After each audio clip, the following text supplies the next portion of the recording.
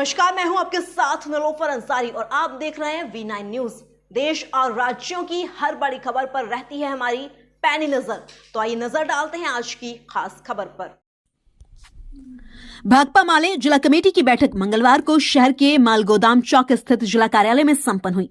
बैठक को संबोधित करते हुए पार्टी पोलित ब्यूरो सदस्य धीरेन्द्र झा ने कहा कि भाजपा देश में अडानी अंबानी का कंपनी राज कायम करना चाहती है।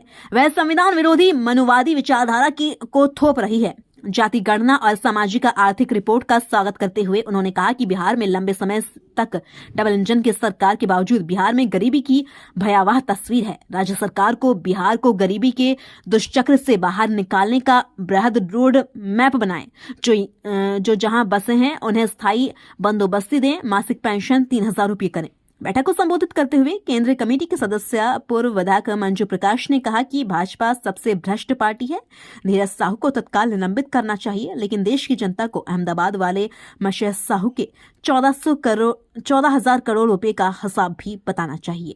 बैठक की अध्यक्षता जिला सचिव उमेश कुमार ने की। पर्यवेक्षण माले ABM सह मिथिलाचंद प्रभारी धीर धरेंद्र ने किया।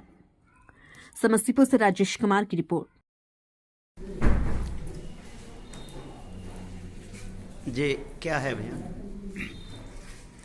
ये भाकपा माले जिला कमेटी की बैठक चल रही है और इस बैठक से निर्णय लिया गया है कि भाकपा माले के दिवंगत महासचिव कॉमरेड विनोद मिश्रा की 25वीं स्मृति सभा संकल्प सभा के रूप में पटना के मिलर हाई स्कूल ग्राउंड में होगा, जिसमें पूरे बिहार से बड़ी संख्या में लोग पहुंचेंगे और उस सभा से हम लोग इस बात का ऐलान करेंगे कि संपूर्ण बिहार में ये भाजपा RSS की जो नफरत की राजनीति है, विभाजन की राजनीति है, उसके खिलाफ हम एक ग्रामीण समाज में ज़मीनी स्तर पर उसके मुकाबले की एक संपूर्ण कार्य योजना बनाएंगे। और देश में भारतीय जनता पार्टी को लग रहा है कि 3 राज्यों में उसकी सरकार क्या बनी, उसने 2024 जीत लिया है, लेकिन अभी जो 5 राज्यों का चुनाव परिणाम आया है, उस चुनाव परिणाम में भी ये बात निहित है कि 2024 में मोदी जी की सरकार नहीं बन रही है। मध्य प्रदेश, छत्तीसगढ़, राजस्थान में भाजपा के भीतर अंदरूनी कलह बढ़ गया है और जो वोट भी आए हैं कांग्रेस पार्टी को, अन्य विपक्षी दलों को, वो यदि एकताबद्ध होकर के 2024 में सामने आएगा तो उन 3-4 राज्यों में भाजपा को बहुत कम सीटें मिलेंगी और हिंदी पट्टी में तो धीरे धीरे भाजपा के खिलाफ एक बड़ा माहौल बन रहा है। इसलिए भारतीय जनता पार्टी की सरकार 2024 में नहीं बन रही है और इसको आधार बना करके भारतीय जनता पार्टी ने संसद से महुआ मोइत्रा को बिना आधार के संसद की संस्था खारिज कर दिया गया है, संसद से निष्कासित कर दिया गया है। वहीं ये जो ब्रजभूषण शरण सिंह महिलाओं को अपमानित करने वाले, महिला के साथ यौन उत्पीड़न करने वाले संसद का पूरा ये बढ़ा रहा है।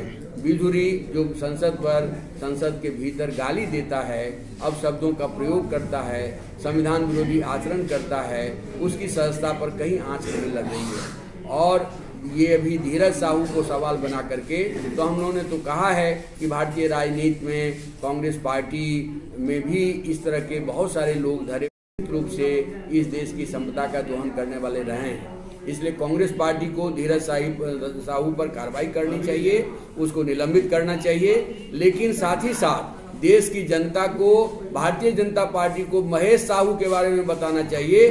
कोरोना काल में 14,000 करोड़ रुपया जिस व्यक्ति के पास था और उस बात को सरकार ने दबा दिया, 14,000 करोड़ रुपए का क्या हुआ।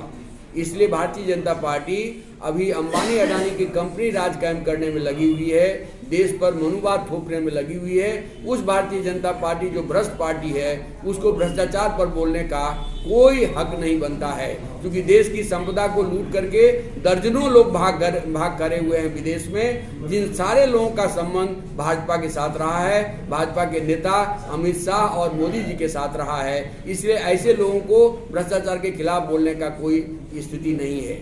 हम अभी हमारी पार्टी की ओर से, बिहार सरकार की ओर से, जिसका हिस्सा हम खुद थे, जाति गणना की रिपोर्ट आई है, सामाजिक आर्थिक रिपोर्ट आई है, वो उसका हमारी पार्टी ने स्वागत किया और हम लोगों ने मांग की है कि ऐसी गणना पूरे देश के स्तर पर होना चाहिए। देश में सामाजिक आर्थिक रिपोर्ट भी देश के स्तर पर सामने आना चाहिए। ये काम मोदी सरकार को करना चाहिए ताकि गरीबी की वास्तविकता देश की जनता को पता हो सके। लेकिन हम बिहार सरकार से भी हम मांग करते हैं, हमारी पार्टी ने राज्य स्तरीय कन्वेंशन करके मांग की है, अपनी एक पुस्तिका निकाल करके हम लोगों ने इस बात को लाया है कि बिहार सरकार को भी एक बिहार की जो भयावह तस्वीर है गरीबी की, उसको दूर करने के लिए एक संपूर्ण रोड मैप बनाना चाहिए।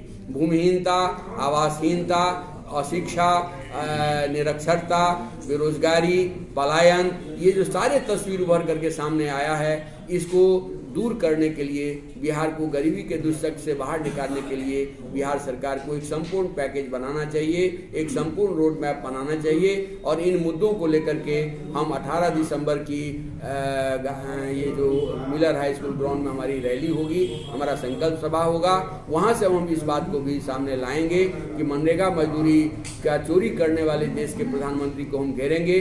बिहार की गरीबी दूर होना चाहिए, क्योंकि देश के समृद्धि के लिए बिहार का विकास होना जरूरी है। इसलिए बिहार को विशेष राज्य का दर्जा मिलना चाहिए। रघुराजन कमेटी के रिपोर्ट के मुताबिक बिहार को स्पेशल पैकेज मिलना चाहिए और कॉरपोरेट्स की सेवा में जो बिहार